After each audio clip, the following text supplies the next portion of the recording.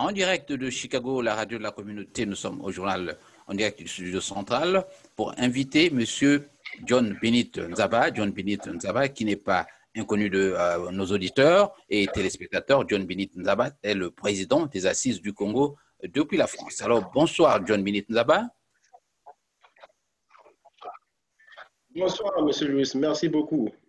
Voilà, bon retour sur la radio de la communauté. Nous parlons aujourd'hui de la politique congolaise, mais d'abord, nous ouvrons ce journal par une actualité plus ou moins morose, puisqu'il s'agit du drapeau qui a suscité tant de tollé dans la communauté congolaise, notamment dans la diaspora de France. Alors, on parle de ce drapeau qui aurait disparu ou qui aurait été enseveli dans la tombe du regretté Mapingu. D'abord, je voudrais que vous nous donniez quelques mots sur Mapingu lui-même, avant de commencer cette émission. Ben écoutez, comme tout le monde le sait, Mapingu, c'est un grand frère pour moi. Ça a été un militant qui m'a beaucoup suivi, qui m'a beaucoup aidé dans les combats que nous menons tous les jours. Et aujourd'hui, il n'est plus avec nous physiquement, mais moralement, il est toujours avec nous. Donc, je retiens sa combativité. C'est quelqu'un qui nous poussait et qui nous orientait, qui n'hésitait pas à ouvrir son agenda pour nous. Donc, je crois qu'il a fait... dans tout ça, j'ai souvent dit que on a tout dit, on s'est tout dit, mais on n'a pas tout fait. Donc, il reste à faire. Nous savons ce qu'il y a à faire. Alors, M. John Benit Nzaba, comment concrètement allez-vous immortaliser Marc Mapingu? Ben, écoutez, aujourd'hui, c'est que aujourd'hui, nous savons ce qu'il était. Contrairement aux autres, nous savons ce qu'il était, tout ce qu'il a mené dans ce combat, quel a été son apport, quel a été son dynamisme. Ça, nous le savons. Mais la seule chose aujourd'hui, c'est porter ce drapeau-là, porter cette confiance, porter cette détermination qu'il avait, que nous ne pouvons pas nous arrêter. Aujourd'hui, c'est encore pour nous un sursaut.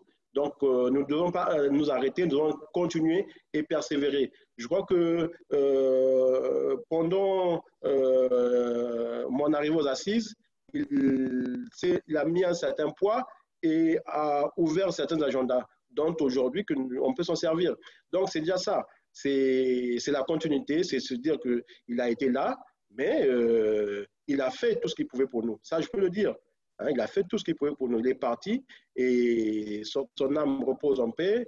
Vraiment que toute la famille comprenne que c'est un deuil national, ce n'est pas simplement au niveau de la famille. Et je remercie toute la famille qui nous a permis, malgré toutes les difficultés qu'il y avait, de nous introduire dans ce milieu qui était vraiment très serré et à faire un hommage solennel à notre frère de lutte.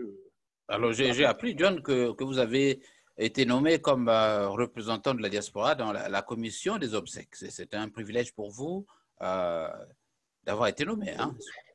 Non, non, non, vous savez, c'est des choses que je n'aime pas du tout. Je n'ai été nommé nulle part. Nous avons simplement organisé une cagnotte pour recueillir de l'argent. Et nous sommes une équipe, je ne suis pas le seul. Donc là encore, il faut voir que c'est un mouvement qui va dans toute la diaspora. Il n'y a pas une seule personne qui amène ça, non. C'est des amis, nous sommes autour. C'est vrai que nous nous réunissons aujourd'hui avec cet élan presque tous les vendredis. Donc, ce n'est pas en forme de nomination, c'est simplement parce que nous sommes dans une dynamique et dans cette dynamique, nous sommes très nombreux et ça ne s'arrête pas simplement à John Benit Nzaba ou bien à Jean-Michel Pondy ou bien autres. Mais nous sommes une dynamique qui aujourd'hui est soudée, qui ne se cassera jamais. Voilà, parlons donc j'allais dire, de la mutualisation de ces forces, notamment pendant les obsèques du regretté Mapingu. On nous a parlé de ce fait insolite, notamment du drapeau national de la République du Congo qui a été enseveli dans la tombe du regretté Mapingu. Alors, qu'en est-il exactement? Écoutez, moi simplement, vous savez, quand on est dirigeant, ou bien on aspire à diriger un pays ou bien à des hautes responsabilités, il y a ce qu'on appelle assumer. S'il faut assumer, nous l'assumons. Mais tout le monde sait ce qui s'est passé. Personne de nous ne dirigeait ces obsèques. Tout est dans les mains des services municipaux qui ont mis le drapeau, l'ont plié et l'ont remis à la tombe. Donc nous étions très loin de ça. Vous savez, pour dire les choses, moi je suis passé devant le cercueil, devant la tombe. Je n'ai fait que même pas plus de 20 secondes ou 15 secondes. Vous voyez, juste le temps de constater qu'il y avait un drapeau. Mais je l'ai fait signaler aux responsables et qui disaient qu'ils s'en occuperaient. Donc. Et dans cet amalgame, dans tout ça, il y a l'émotion aussi, vous savez. Hein, ça, il faut que les gens le comprennent. Il n'y a pas une volonté quelconque de vouloir mettre le drapeau. Bien, non, non, non. C'est que on n'a pas été, ce n'était pas sous notre contrôle. Ça, il faut que les gens le comprennent. Tout était sous le contrôle des services municipaux. Vous savez bien que ce n'est pas comme d'habitude où on se retrouve autour de la dépouille comme ça. Non, c'était des groupes de 20, des groupes de 10 qui passaient. Et quand vous passez là, c'est d'abord l'émotion qui domine. Bien sûr qu'il y a le drapeau, mais on l'a fait constater. Maintenant, aujourd'hui, je dis simplement que non, nous assumons. Nous demandons pardon à tous qui pensent que nous sommes responsables. Vous voyez, c'est ça aussi. Alors, nous voulons savoir, donc, pour la gouverne de nos auditeurs, comment avez-vous fait pour reprendre ce drapeau? Non, non, non, on n'a pas pu le reprendre, parce que moi, on passe une seconde, 2 secondes, et chacun continue, parce qu'il faut laisser passer les autres. Il n'y a pas d'attroupement. Donc, on signale juste aux services municipaux qu'il y a le drapeau. Et eux aussi, ils feront signe. Donc, on ne sait pas, nous, quand nous partons de là, on ne sait pas si le drapeau a été enlevé ou pas. Vous voyez? Mais au-delà de tout ça, je crois qu'il ne faut pas qu'on tombe dans des pièges des PCT ou bien de certaines personnes qui sont encore membres de l'UGC, qui sont avec nous, parmi nous. Non, il faut que les gens comprennent que la situation n'est pas la même où M. Zaba ou bien quiconque pouvait dire, bon, descendre pour enlever un drapeau ou bien faire quoi que ce soit. Il faut que les gens comprennent. Hein? Nous sommes dans une période bien délicate et je dis simplement que nous remercions la famille qui a permis que nous soyons là aussi. Parce que il faut dire que... Vous voulez aussi rassurer les Congolais que dans cette affaire, le drapeau n'a aucun impact sur l'issue de votre lutte. Non, il n'y a aucun impact. Mais écoutez, monsieur, ça serait trop facile. Ça serait trop facile. Est-ce qu'on peut enterrer une lutte parce qu'il y a un drapeau qui... Écoutez, franchement, non. Je dis simplement que nous restons dans le drapeau. Moi, je l'ai toujours ici. Je l'ai toujours dans ma poche. Je l'ai toujours dans mes affaires. Nous restons dans le drapeau. Mais là, que les gens ne prennent pas ça comme une affaire d'État ou une affaire quelconque. Nous n'étions pas sous ce contrôle-là. C'est les agents municipaux qui étaient sous ce contrôle. Et moi, je n'ai pas vu le moment où on fermait carrément les cimetières ou ce moment-là. Nous étions déjà partis. Donc, tout est resté avec les services municipaux qui l'ont enlevé ou bien qui l'ont laissé. Mais ça s'arrête là. Et je crois que nous avons des combats devant nous. Il faut nous orienter vers ce combat-là. Aujourd'hui, M. Sassou Nguesso est en train d'exterminer les Congolais. Je crois que c'est ça qui nous anime. Et respectons un peu l'âme des gens, même si, pour certains, ne partageaient pas les mêmes convictions que M. Marc Mapigou. Mais aujourd'hui, une certaine génération reconnaît qu'il a été dans le combat. Voyez. Donc, ça, voilà. On ne peut pas le nier. Voyez. Moi, j'ai fait les États-Unis, j'ai fait partout. Il m'a toujours soutenu, que ce soit financièrement ou bien, vous savez.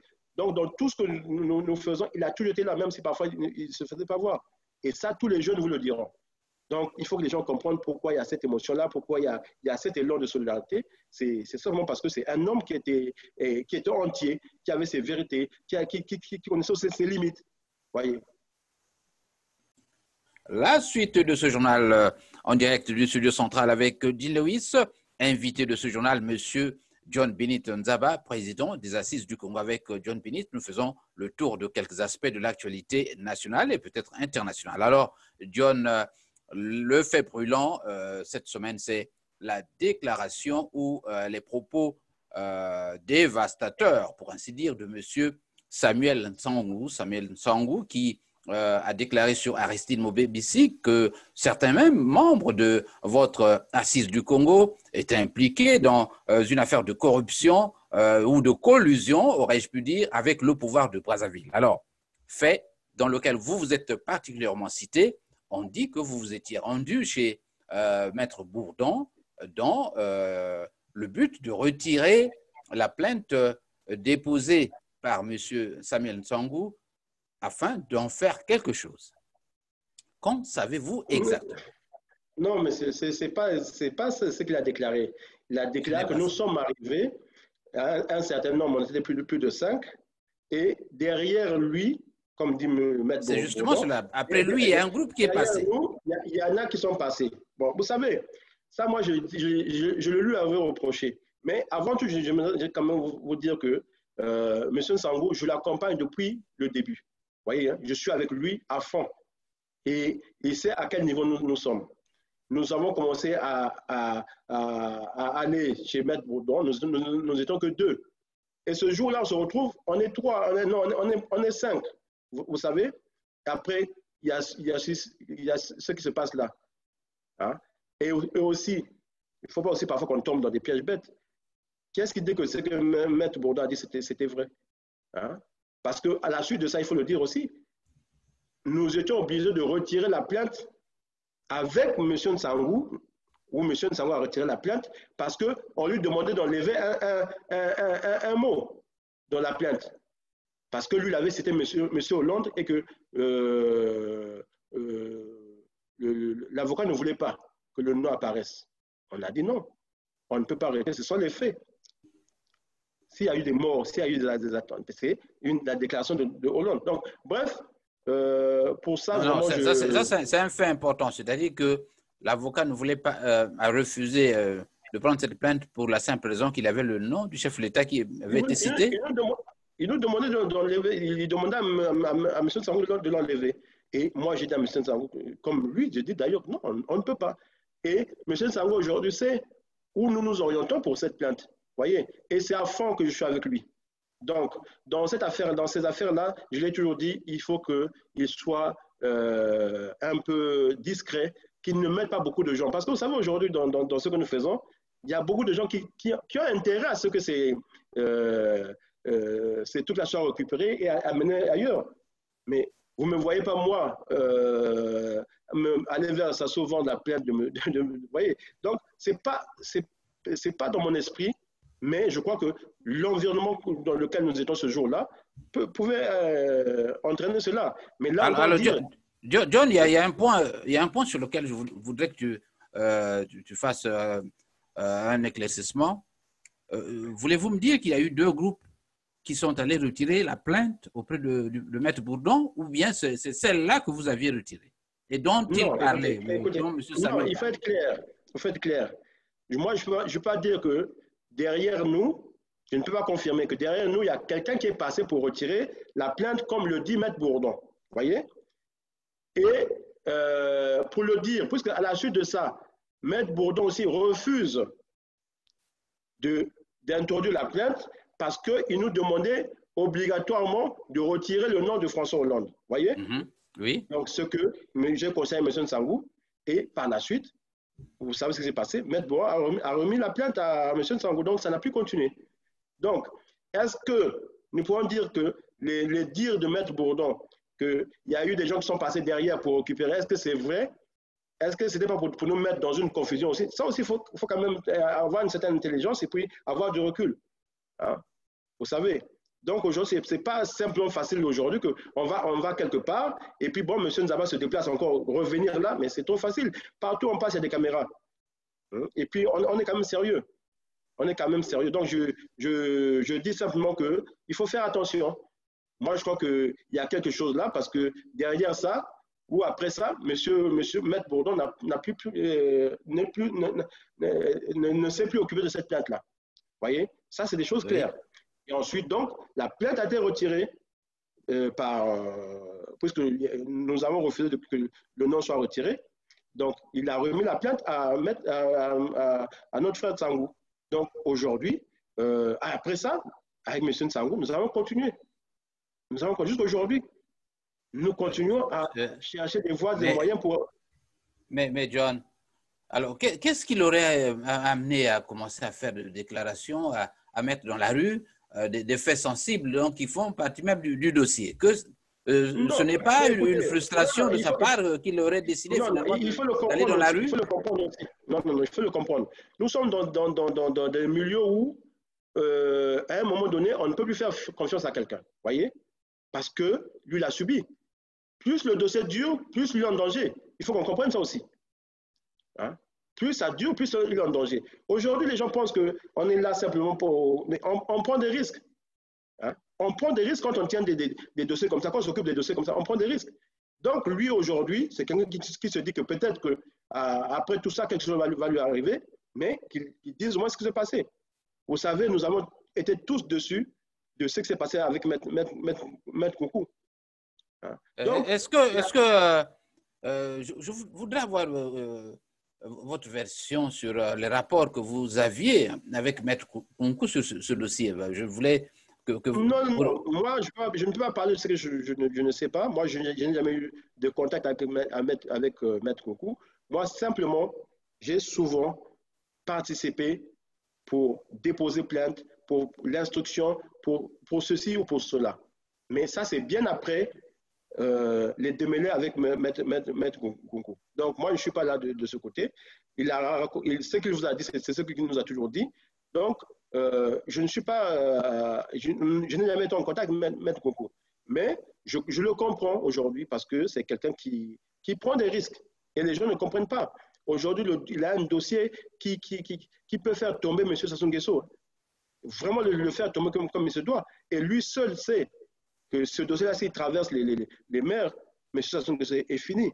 Donc, comprenez-le. C'est quelqu'un qui est déçu, qui a été beaucoup déçu aussi par beaucoup de nos compatriotes. Donc, qu'il parle comme ça, moi je le comprends. Mais il y a beaucoup de choses où, vous savez, dans la vie aussi, parfois il faut avoir une culture militante et savoir dire les choses. Mais bon, ça, c'est comme il a dit, on lui laisse dire les choses brutement comme ça. Mais rassurez-vous que ce monsieur, c'est un homme vaillant qui a fait un travail qui aurait pu aller au Congo même quand il reçoit des millions pour ce dossier-là, mais il a toujours refusé. Et ça, c'est devant moi. Il a toujours refusé. Tout ce qu'il veut aujourd'hui, c'est la vérité. Tout ce qu'il veut aujourd'hui, c'est que le pôle y gagne. Tout ce qu'il veut aujourd'hui, M. Nsangou, c'est que le Congo y gagne. Voyez? John, avez-vous également le sentiment que sur ce dossier, Maître Koukou s'était totalement refroidi? Mais écoutez, mais c'est ce qu'on avait constaté. Puisque nous avons essayé de le relancer. Qui n'a pas essayé de le contacter? Voyez?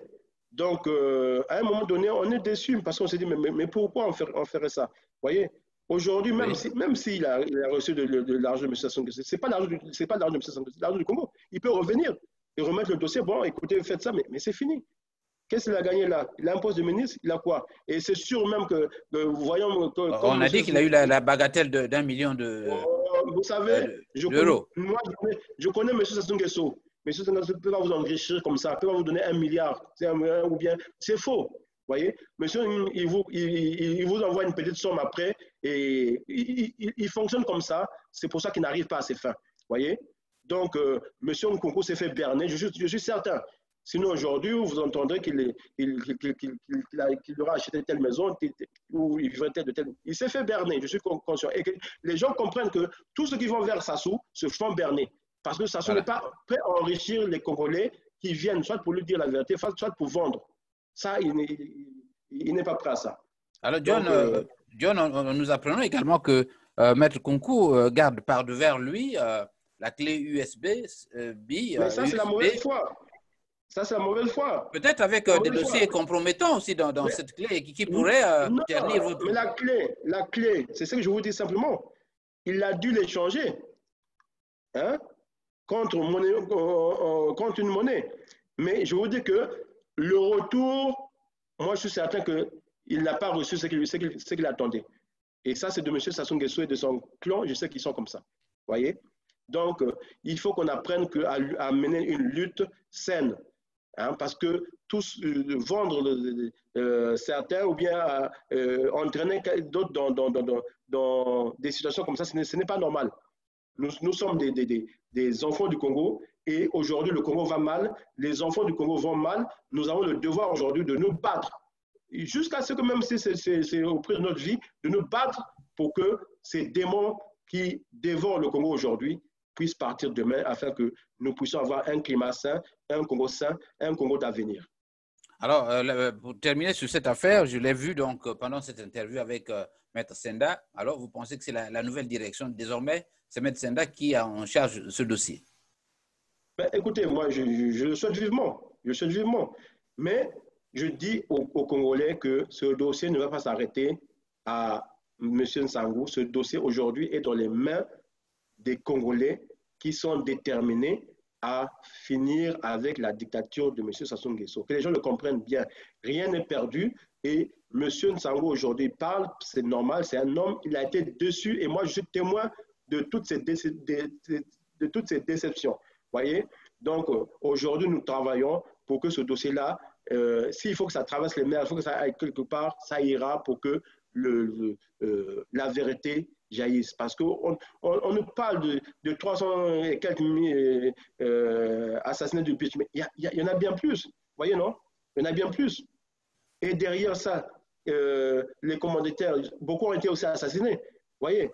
Donc, je crois que c'est une bombe de la République. Et cette bombe-là va permettre à ce que, une fois que ça est résolu, ça va réconcilier les Congolais et nous allons suivre une ligne qui nous permettra de gérer le Congo ensemble du nord au sud en paix. Voyez, sans la mainmise de tous nos grands-là qui pensent toujours à nous diviser, hein, simplement. Alors, dans ses déclarations, il est allé plus loin, jusqu'à éclabousser certaines personnalités de la diaspora proches de vous. Vous avez le ministre Maleka, par exemple, des soupçons d'empoisonnement. Est-ce que ça ne vous fait pas peur ou ça ne vous fait pas réfléchir écoutez, sur la nouvelle position que vous devez avoir vis-à-vis des proches, des gens qui sont… Parce qu'on a appris que les assises ont été citées dans cette affaire. Essayez de nous faire la lumière et de montrer que votre mouvement n'est pas comme tel. Monsieur Lewis, oui? je vous en prie. Moi, vous savez, je sais là où je vais et je sais là où je suis. Quand on a parlé tout à l'heure de Mapingo. Mapingo, ça fait plus de 40 ans qu'il me connaît, qu'il me fréquente, il m'a vu tout jeune. La même chose pour M. Maleka. Plus de 40 ans qu'il me connaît. Donc, nous nous connaissons. Vous savez, aujourd'hui, c'est vrai qu'il y a toujours des soupçons, un tel, mais nous avons été aux États-Unis où nous aurons pu faire même beaucoup de choses. Mais je vous dis simplement que M. Maleka, ce n'est pas pour condamner M. Nsangou, mais M. Maleka, tel que je le connais et tel qu'on a été, ce n'est pas quelqu'un qui est dans ces jeux-là. Voyez? C'est quelqu'un qui n'a même pas été à l'UGC comme certains. Il n'est pas dans ces jeux-là. Lui, c'est un homme, qu'on dirait un homme de Dieu. Hein? Moi, lui, il sait bien. On s'est beaucoup opposé pour ça entre nous deux, parce que je me disais que non, en politique, il y a des fois où il faut aller un peu plus loin. Mais lui, il est resté dans ce cadre-là. Et je ne vois pas aujourd'hui être complice d'un empoisonnement. Mais, hein, je vous le dis, hein, mais je ne crois pas. Mais derrière ça… Qu'est-ce qui vous fait dire ça? Mais écoutez, mais c'est l'homme. Il faut connaître les gens aussi. Vous voyez, Monsieur Lewis, on vient me dire aujourd'hui que Monsieur Lewis a reçu de l'argent du pouvoir. Ben, écoutez, moi, avant d'accepter ça, je vous connais déjà. Vous voyez, il faut qu'on apprenne à se connaître. C'est ça aussi la lutte. Je vous dis tout à l'heure aujourd'hui, Mapingo, vous savez, on a dit tout ce qu'il pouvait dire, mais si vous essayez de faire l'addition de sa participation dans les luttes, ben, il y en a qui n'atteignent même pas le pied. Vous voyez? Donc, les messieurs Maleka, c'est la même chose. Ils se sont donnés, ils ont été mal compris.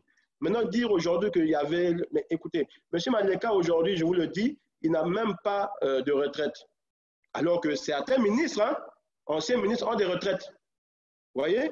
Donc, ça aussi, il faut parfois aussi relativiser, il faut voir les choses comme ça. Mais que Jacques Okuya, qu'il soit… Mais c'est même grave que ce monsieur soit venu pour envoyer par Sassou pour l'éliminer. Mais écoutez, il peut y avoir une plainte même pour ça simplement. Mais que Mandela soit impliqué, je ne vois pas. Nous avons été aux États-Unis, nous dormons dans la même chambre, nous déplaçons régulièrement. Quand il y avait les coups de fil, c'était devant moi, et ainsi de suite. Donc, il n'y a pas eu cette complicité-là pour ou bien qu'il ait une mission. Mais écoutez, il faut voir aussi comment il vit aujourd'hui, monsieur Maleka, ancien ministre des Finances. Donc, faisons attention parce que dans la lutte que nous menons, il faut savoir, il faut qu'on apprenne à se connaître. Hein? C'est comme certains ne peuvent pas penser que monsieur John Binzaba va repartir chez Maître Bourdon. Donnez-moi le dossier, je vais partir vers Sassou. Vous voyez, c'est même incroyable. Hein? C'est même incroyable. Donc, nous devons apprendre à nous connaître. Et moi, je suis prêt à mettre ma main au feu que cette affaire-là, c'est une fausse affaire, ça n'a rien à voir. Voilà, merci John Binit Nzaba. C'est pour nous un plaisir que de vous avoir sur cette antenne de la radio de la communauté. Même là, c'est pour dire que les assises ont toujours soutenu tous les mouvements, tous ceux qui sont arrivés ici. On a aidé beaucoup pour les papiers, on continue à aider. Donc, nous sommes toujours ouverts. Les assises que nous gérons aujourd'hui sont toujours ouvertes. Et je crois qu'il faut le prendre positivement. Nous sommes une certaine jeunesse qui arrivons. Il faut qu'on soit plus lucide, qu'on fasse attention à ce qu'on fait et là où on va. Mais je crois que beaucoup de choses ont été tracées et on doit avoir une certaine relation entre nos aînés et nous.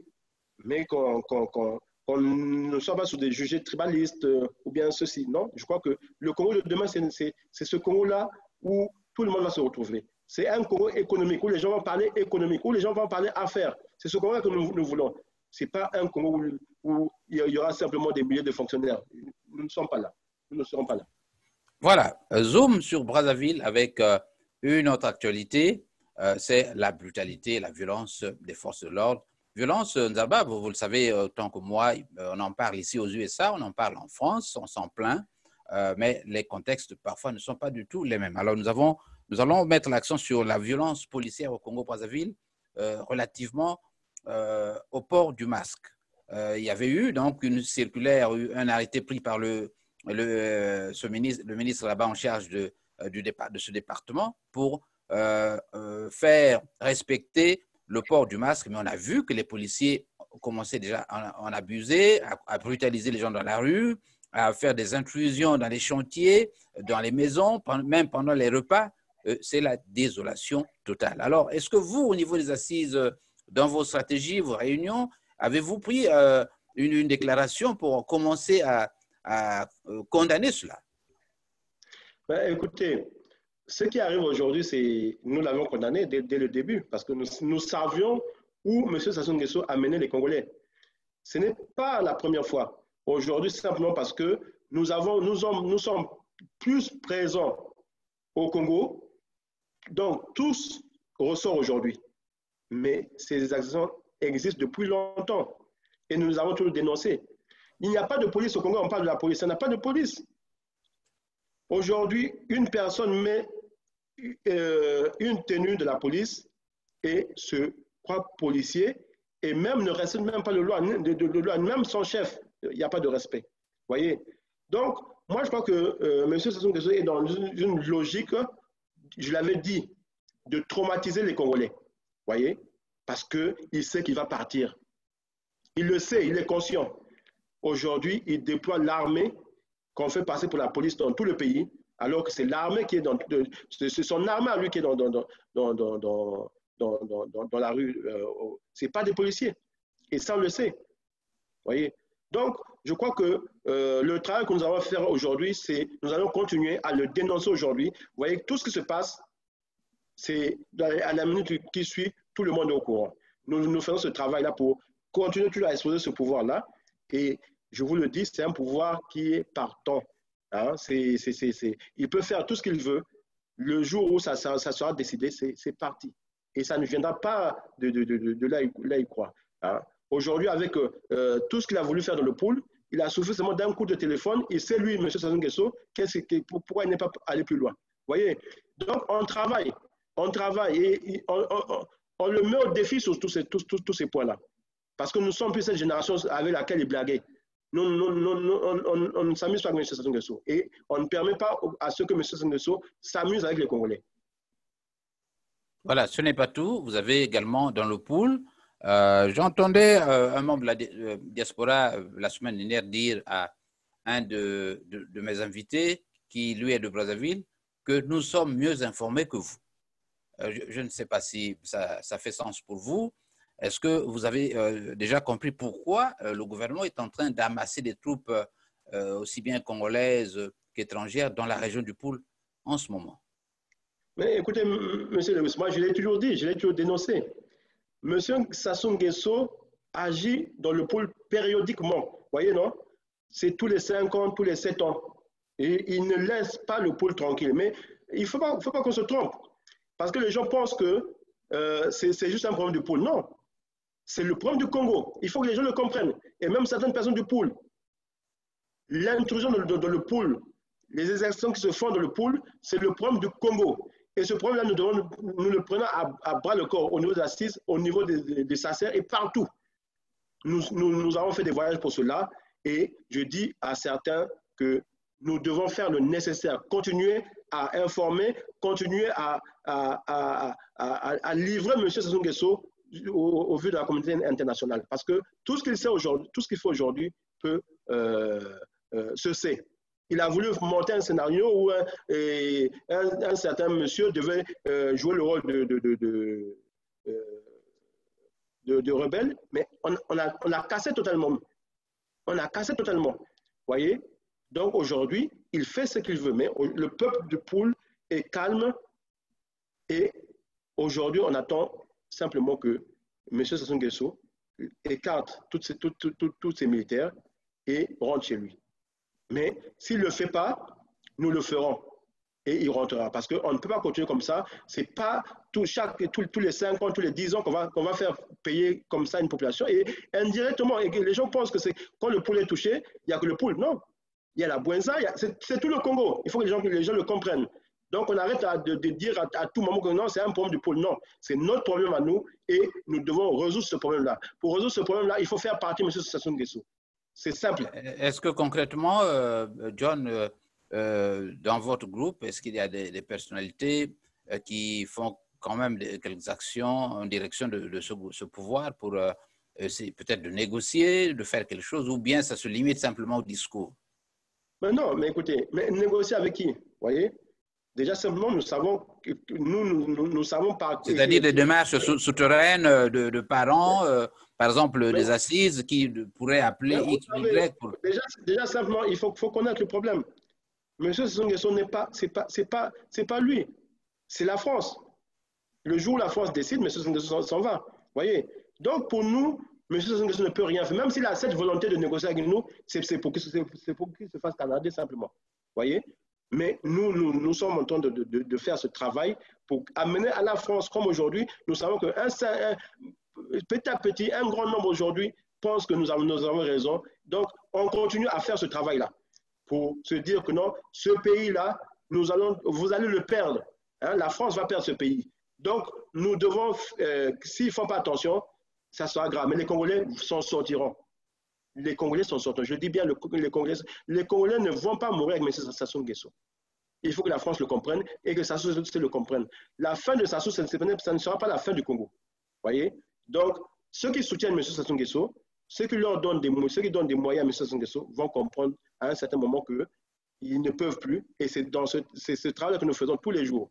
Et avec le déconfinement aujourd'hui, je crois que tout le travail, toutes les activités des assises et des autres organismes vont se déployer pour que ce grand combat-là continue sur le plan diplomatique.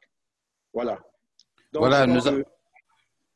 voilà, merci. Donc, nous allons bientôt refermer ce journal, mais nous avons encore une autre actualité au niveau de la diaspora, où nous avons suivi cette semaine des déclarations sur le problème des élections. Il y a des gens dans vos milieux qui croient qu'il est temps déjà de penser aux élections de 2021. Alors, quelle est la position? Je sais que cette position est connue. Est-ce que vous pouvez rappeler à vos auditeurs, donc à vos admirateurs, vos militants, la position des assises sur l'organisation éventuelle des élections de 2021? Ben, écoutez, ça c'est clair. Nous ne participons pas à l'élection de M. Sassou Nguesso, organisée par M. Sassou Nguesso. Nous sommes pour le départ immédiat de M. Sassou Nguesso afin que les Congolais se retrouvent et décident de leur avenir. C'est simple. Nous ne pouvons pas aller à une élection où M. Sassou Nguesso va à la maîtrise de tout. Ce n'est pas en quelques temps comme ça que M. Sassou Nguesso va reprendre le recensement qu'il a biaisé lui-même depuis des années. Vous voyez? Donc, il faut faire attention parce que on nous amène souvent dans des voies où les Congolais s'interrogent. Non, la diaspora, elle est là, mais la diaspora en elle-même aussi, il faut faire attention. Ce n'est pas parce que chacun de nous prend un clavier et commence à faire des déclarations que c'est des déclarations. Hein? Que c'est bien. Mais qu'est-ce que chacun de nous représente? Vous voyez? Donc, il faut, vous qui êtes aussi loin, faites attention. Il y a des gens qui sont là, bien déterminés, qui ont des idées, mais qui sont amenés à combattre ce pouvoir-là parce que nous voulons les libérer. Il faut libérer le Congo. Libérer le Congo pour tout le monde. Vous voyez? Donc, ce n'est pas en participant à une élection qu'on trouvera une solution. Alors John, que ferez-vous si jamais M. Denis Sassou Nguesso décidait de faire un autre passage en force, c'est-à-dire d'organiser ces élections pour lesquelles vous ne le battrez d'ailleurs pas? Alors, qu'allez-vous faire? Ben, écoutez, nous pensons que nous sommes aujourd'hui, je vous le dis, nous sommes de plus en plus actifs au Congo. Donc, nous avons un plan à nous aussi. Je ne peux pas le dévoiler ici. Mais M. Sassou Nguesso nous trouvera dans la rue et devant sa porte. Voyez? Donc, nous travaillons pour cela. Parce qu'on ne peut pas se laisser faire. Aujourd'hui, le Congolais est conscient, que ce soit du nord au sud, je vous le dis, ils sont conscients qu'il ne peut rien, il n'y aura aucune solution, il n'y aura aucun avenir avec la famille Sassou Nguesso. Voyez? Aujourd'hui, on fait des musées pour sa fille. Mais quand on sait que sa fille, c'est elle qui a livré les armes pour tuer les Congolais. Vous voyez? Donc, c'est du panorama. On ne comprend pas ce qu'ils veulent. Alors, vous soutenez comme les autres que ce musée n'avait pas sa raison d'être? Mais attendez, mais est-ce que ça a même sa raison d'être? C'est une escroquerie. Monsieur Sassou Nguesso, c'est comme ça. Allez lui dire qu'on va déterrer, et ça s'est fait, hein? On va déterrer Edith, on la rhabille, on le fait comme ça. Un coup, c'est 25 milliards. Vous voyez? Et lui, il aime ça. Il donne, ce n'est pas l'argent du Congo.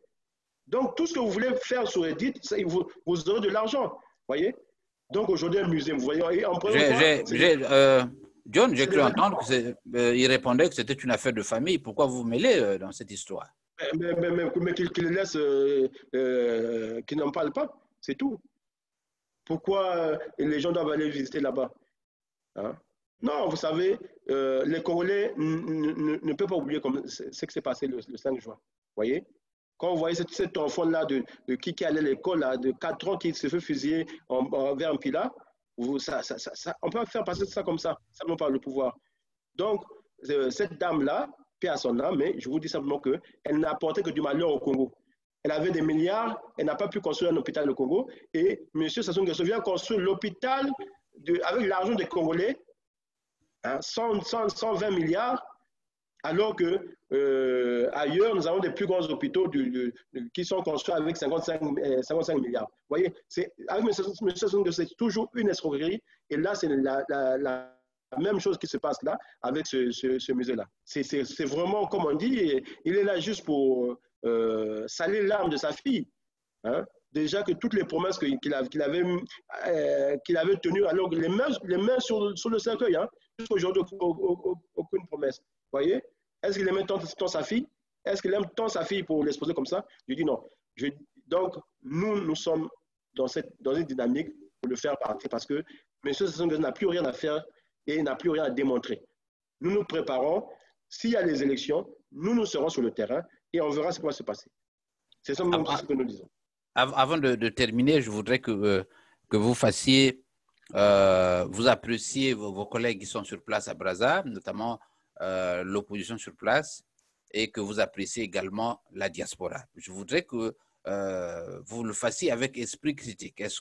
Comment vous jugez les frères qui sont sur place? Ben, écoutez, Moi, nous vivons, j'ai déjà vécu au Congo et moi, je suis quelqu'un qui connaît M. Sassou Nguesso. M. Sassou Nguesso vit en traumatisant les uns et les autres. Vous voyez? Donc, le comportement de certains opposants qui sont là-bas, je ne peux pas décrire ça aujourd'hui. Je ne peux pas le dénoncer comme ça simplement, mais ils sont dans une situation bien compliquée. Mais je vais vous dire simplement que derrière ça aussi, il y a un travail qui se fait. Hein? Nous travaillons avec eux, il y a un travail qui se fait. Donc, on peut pas toujours dire que oui, ils sont à la merci de M. Non, vous savez, parfois, on donne le sourire là et puis de l'autre côté. Donc, je crois que nous devons continuer à travailler avec cet esprit de le faire partir. Et le faire partir, ce peuple-là qui souffre aujourd'hui va décider le sort de M. Sassou Nguesso d'ici là. Et nous, avec cette diaspora que nous sommes ici, nous travaillons pour que demain, qu'aucune balle ne soit tirée par M. Sassou Nguesso. Que aucun des arts, de tout ce qu'il a pris comme produit là, qu'il est prêt à déverser sur les populations pour les tuer, que ces produits-là ne puissent pas être utilisés parce que aujourd'hui, nous avons localisé où se trouvent ces armes massives. Vous voyez, le dossier est fait pour que les autorités, que la diplomatie soit au courant de ce qui se passe. Parce que M. Sassou Nguesso est prêt à exterminer s'il le faut pour le pouvoir.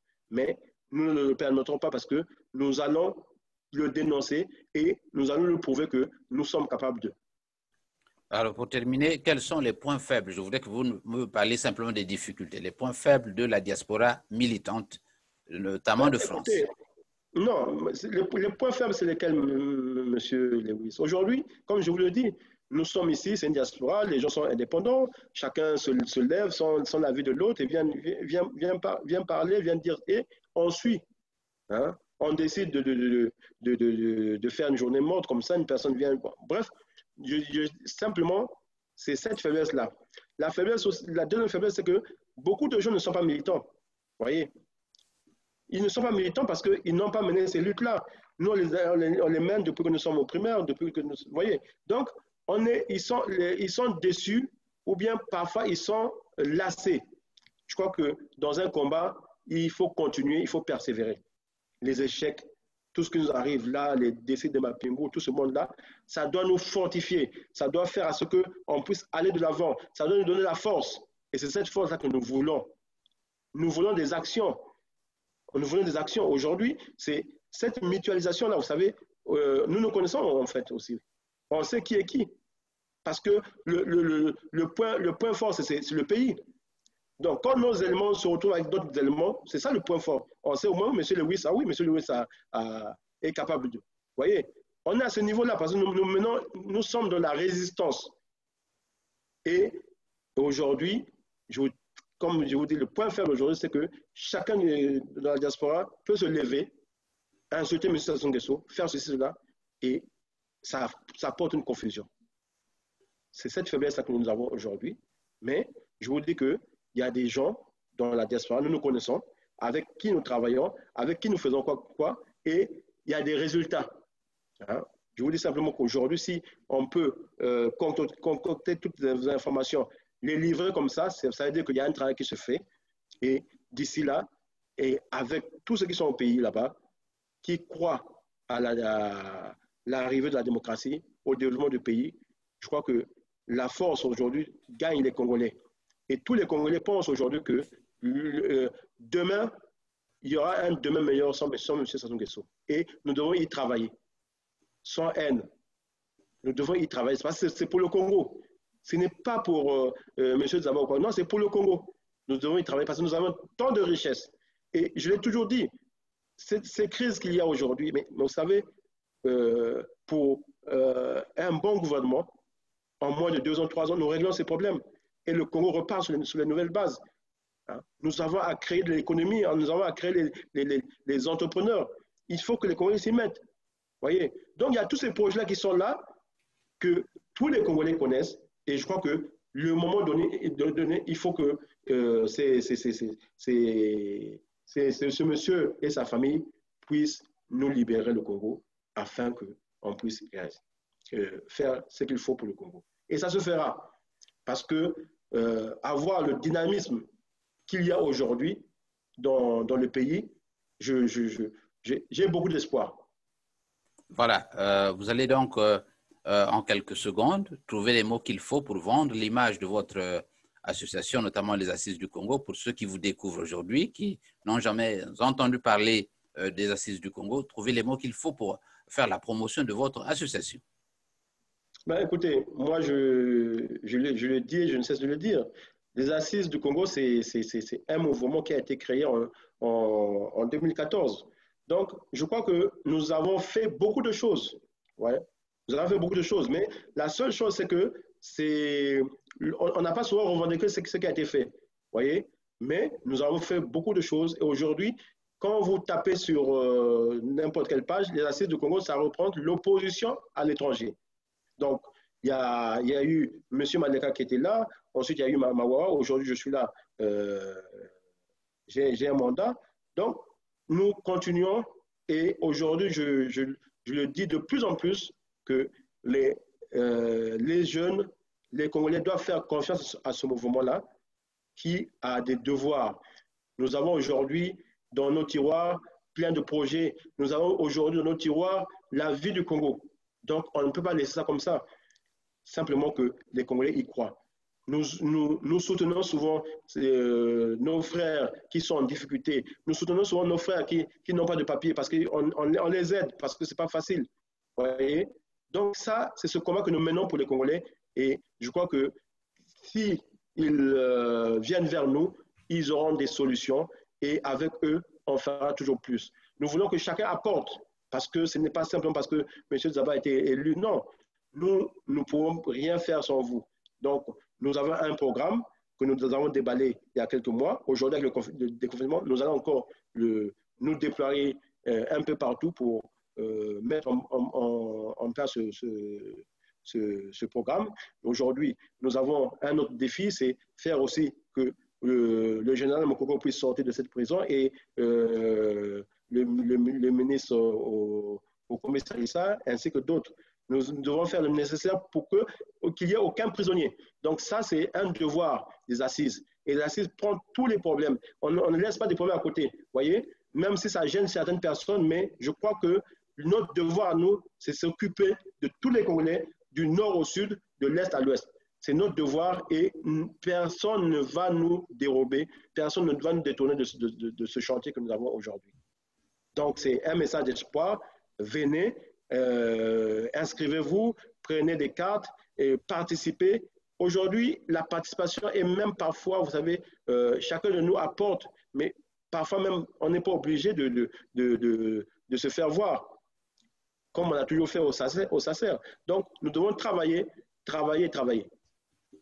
Voilà. Amis de la radio de la communauté, c'était le journal de la communauté avec pour invité M. John Binit Nzaba. Merci, je vous retrouve sur cette antenne le samedi au cours du prochain journal de la communauté. Moi, c'est Gilles Lewis. Merci beaucoup et